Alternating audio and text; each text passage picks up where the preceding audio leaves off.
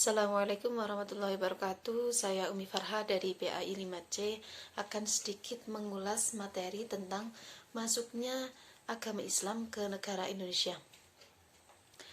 Ada beberapa pendapat menyatakan bahwasannya agama Islam masuk ke negara Indonesia pada abad ke-7, dan ada beberapa pendapat menyatakan bahwasannya agama Islam masuk ke negara Indonesia pada abad ke-8, sehingga muncullah beberapa teori tentang masuknya agama Islam ke negara Indonesia. Yang pertama adalah teori Gujarat yang dikemukakan oleh sarjana kolonial Belanda yang menyatakan bahwasannya Islam masuk ke Indonesia berasal dari Gujarat. Teori ini berdasarkan pada kajian terhadap batu nisan Sultan Malik As-Saleh di Samudra Pasai dan batu nisan Maulana Malik Ibrahim di Gresik yang mirip dengan batu nisan yang ada di Gujarat.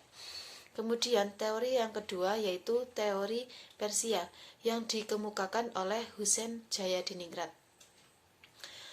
Husain Jayadiningrat menyatakan bahwasanya agama Islam masuk di Indonesia berasal dari Persia. Teori ini berdasarkan adanya peringatan Syuro yang jatuh pada tanggal 10 Muharram atas wafatnya Husain, cucu Nabi Muhammad SAW, yang ternyata dilakukan juga oleh masyarakat Jawa dengan membuat bubur Syuro, dan masyarakat pantai barat Sumatera dengan mengarak tabut yang dianggap sebagai peti jenazah Husain. Kemudian teori Makkah. Teori Makkah dikemukakan oleh Profesor Dr. Hamka. Beliau menyatakan bahwasannya agama Islam masuk ke negara Indonesia berasal dari Arab. Teori ini berdasarkan bahwa sejak awal bangsa Indonesia beragama Islam mayoritas menganut madhab Syafi'i yang sama dengan madhab yang dianut di negara Mekah. Sedangkan di Persia bermadhab Syiah dan Gujarat menggunakan madhab Hanafi. Kemudian ada beberapa golongan pembawa dan penerima Islam di Indonesia. Yang pertama adalah golongan elit. Golongan ini terdiri dari penguasa bangsawan dan para raja. Mereka adalah para penguasa politik dan juga memiliki peranan dalam menentukan kebijakan-kebijakan dalam perdagangan dan pelayaran. Kemudian adalah golongan wong cilik, yaitu golongan yang terdiri dari masyarakat lapisan bawah. Kemudian agama Islam masuk pada negara Indonesia melalui beberapa jalur.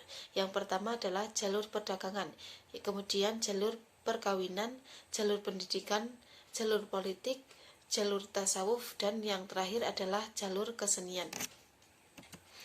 Kemudian ada beberapa faktor yang menyebabkan agama Islam mudah diterima dan berkembang dengan baik di negara Indonesia. Yang pertama, syarat untuk memasuki agama Islam itu sangat mudah sehingga tidak memberatkan bagi siapapun yang ingin memeluk agama Islam.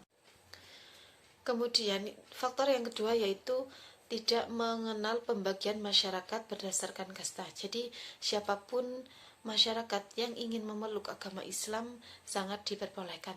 Kemudian agama Islam berjalan dengan perdamaian. Kemudian masyarakat Islam juga masyarakat yang ramah tamah.